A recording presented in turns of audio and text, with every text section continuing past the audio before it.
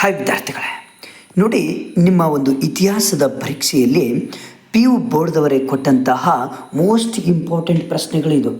ಯಾರು ಕೂಡ ನೆಗ್ಲೆಕ್ಟ್ ಮಾಡಲಿಕ್ಕೆ ಹೋಗಬೇಡಿ. ಯಾಕಂದರೆ ನೀವು ಪರೀಕ್ಷೆಗೆ ಈ ಪ್ರಶ್ನೆಗಳನ್ನು ನೀವು ಪ್ರಾಕ್ಟೀಸ್ ಮಾಡಿಕೊಂಡು ಹೋಗಲೇಬೇಕಾಗುತ್ತೆ. ಯಾಕಂದರೆ ಈ ಪ್ರಶ್ನೆಗಳನ್ನು ಬಿಟ್ಟರೆ ಬೇರೆ ಯಾವುದು ಕೂಡ 5 ಅಂಕದ್ದು ಬರೋದಿಲ್ಲ. ಈ ವಿಡಿಯೋದಲ್ಲಿ ನಾನು 5 ಅಂಕದ ಮೋಸ್ಟ್ ಇಂಪಾರ್ಟೆಂಟ್ ಪ್ರಶ್ನೆಗಳು ಮತ್ತು 10 ಅಂಕದ ಮೋಸ್ಟ್ ಇಂಪಾರ್ಟೆಂಟ್ ಪ್ರಶ್ನೆಗಳನ್ನು ಕೊಡ್ತೇನೆ. ಅಂದರೆ ಇವುಗಳನ್ನು ಪ್ರಾಕ್ಟೀಸ್ ಮಾಡಿಕೊಂಡ್ರೆ ಸಾಕು, ಆರಾಮಾಗಿ 10 ಮತ್ತು 5 ಅಂಕದ ಪ್ರಶ್ನೆಗಳು ಕವರ್ ಆಗುತ್ತೆ. ನೆನ್ಪಿಟ್ಕೊಳ್ಳಿ, ನೆಗ್ಲೆಕ್ಟ್ ಮಾಡಲಿಕ್ಕೆ ಹೋಗಬೇಡಿ. ಯಾಕಂದರೆ ನಿಮ್ಮ ಫ್ರೆಂಡ್ಸಿಗೆ ಕೂಡ ಶೇರ್ ಮಾಡಿ. ಬನ್ನಿ ನೋಡಿ, ಫಸ್ಟು ಮಹಾವೀರರ ಜೀವನ ಮತ್ತು ಬೋಧನೆಯನ್ನು ಕುರಿತು ಚರ್ಚಿಸಿ. ಇದು ಒಂದು ಪ್ರಶ್ನೆ. ಗಾಂಧಾರ ಕಲಾಶೈಲಿಯ ಪ್ರಮುಖ ಲಕ್ಷಣಗಳನ್ನು ವಿವರಿಸಿರಿ. ಚೋಳರ ಗ್ರಾಮ ಆಡಳಿತವನ್ನು ವಿವರಿಸಿರಿ. ಹರ್ಷವರ್ಧನನ ಸಾಧನೆಗಳನ್ನು ವಿವರಿಸಿರಿ. ಹೊಯ್ಸಳ ವಾಸ್ತು ಶೈಲಿಯ ಪ್ರಮುಖ ಲಕ್ಷಣಗಳನ್ನು ವಿವರಿಸಿರಿ. ನೆಕ್ಸ್ಟು, ಮಧ್ಯಕಾಲೀನ ಭಾರತ ಇತಿಹಾಸಕ್ಕೆ ಸಂಬಂಧಪಟ್ಟ ಹಾಗೆ ಅಲ್ಲಾವುದ್ದೀನ್ ಖಿಲ್ಜಿಯ ದಕ್ಷಿಣ ದಂಡಯಾತ್ರೆಯ ಕುರಿತು ಚರ್ಚಿಸಿರಿ. ಅಲ್ಲಾವುದ್ದೀನ್ ಖಿಲ್ಜಿಯ ಸುಧಾರಣೆಗಳನ್ನು ಸಂಕ್ಷಿಪ್ತವಾಗಿ ವಿವರಿಸಿರಿ. ಅಕ್ಬರ್ನ ಧಾರ್ಮಿಕ ಮತ್ತು ರಜಪೂತ್ ನೀತಿಯನ್ನು ವಿವರಿಸಿರಿ. ಹಾಗೂ ಶಿವಾಜಿಯ ದಿಗ್ವಿಜಯಗಳನ್ನು ವಿವರಿಸಿರಿ. ತಾಳಿಕೋಟೆ ಕದನದ ಕಾರಣಗಳು ಮತ್ತು ಪರಿಣಾಮಗಳು ಯಾವುವು ಎನ್ನುವುದನ್ನು ವಿವರಿಸಬೇಕಾಗುತ್ತೆ. ಮೊಹಮ್ಮದ್ ಗವಾನನ ಸಾಧನೆಗಳನ್ನು ವಿವರಿಸಬೇಕು. ನೋಡಿ, 5 ಮತ್ತು 10 ಅಂಕದ ಪ್ರಶ್ನೆಗಳಿಗೆ ಕಡ್ಡಾಯವಾಗಿ ನೀವು ಬರೆಯುವಂಥ ಮೆಥಡ್ ಚೆನ್ನಾಗಿರಬೇಕು.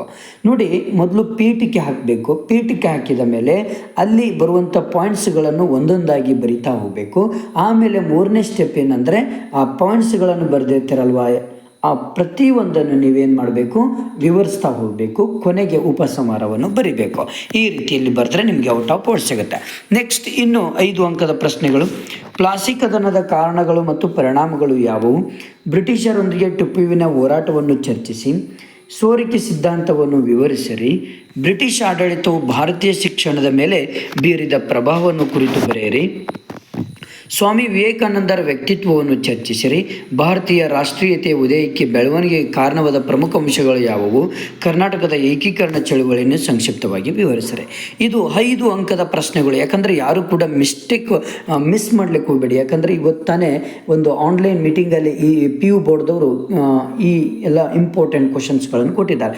ನೆಕ್ಸ್ಟ್ 10 ಅಂಕದ ಪ್ರಶ್ನೆಗಳನ್ನು ಕೊಡ್ತಾ ಹೋಗ್ತೇನೆ. ಬನ್ನಿ ಇವಾಗ. ನೆಕ್ಸ್ಟು 10 ಅಂಕದ ಪ್ರಶ್ನೆಗಳು ಕಡ್ಡಾಯವಾಗಿ ಬರುವಂಥದ್ದು.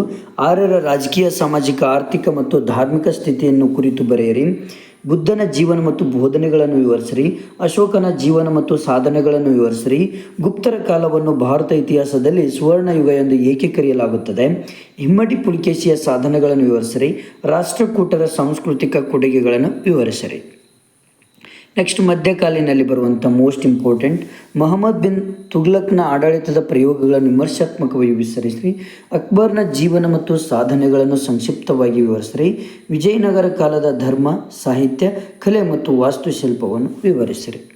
ನೆಕ್ಸ್ಟು, ಆಧುನಿಕ ಭಾರತದ ಇತಿಹಾಸಕ್ಕೆ ಸಂಬಂಧಪಟ್ಟ ಹಾಗೆ ಮೋಸ್ಟ್ ಇಂಪಾರ್ಟೆಂಟ್. ಭಾರತದ ಮೊದಲ ಸ್ವತಂತ್ರ ಸಂಗ್ರಾಮಕ್ಕೆ ಕಾರಣಗಳು ಮತ್ತು ಪರಿಣಾಮಗಳನ್ನು ವಿವರಿಸಿರಿ. ಸರ್ ಎಂ ವಿಶ್ವೇಶ್ವರಯ್ಯನವರನ್ನು ಆಧುನಿಕ ಮೈಸೂರಿನ ನಿರ್ಮಾತೃ ಎಂದು ಕರೆಯಲಾಗಿದೆ, ವಿಶ್ಲೇಷಿಸಿ. ಭಾರತದ ರಾಷ್ಟ್ರೀಯ ಹೋರಾಟದಲ್ಲಿ ಗಾಂಧೀಜಿಯವರ ಪಾತ್ರವನ್ನು ಚರ್ಚಿಸಿ. ಇಷ್ಟು ಮೋಸ್ಟ್ ಇಂಪಾರ್ಟೆಂಟ್ 10 ಮತ್ತು 5 ಅಂಕದ ಪ್ರಶ್ನೆಗಳನ್ನು ಕೊಟ್ಟಿದ್ದೇವೆ. ಯಾಕಂದರೆ ಇವು ಬಿಟ್ಟರೆ ಬೇರೆ ಯಾವುದೂ ಕೂಡ 5, 10 ಅಂಕದ ಪ್ರಶ್ನೆಗಳು ಬೇರೆ ಬರೋದಿಲ್ಲ.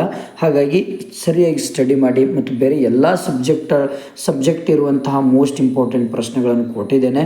ಈಗಲೇ ಸಬ್ಸ್ಕ್ರೈಬ್ ಮಾಡಿ, ನಿಮ್ಮ ಫ್ರೆಂಡ್ಸಿಗೆ ಶೇರ್ ಮಾಡಿ. Okay, thank you friends, thank you.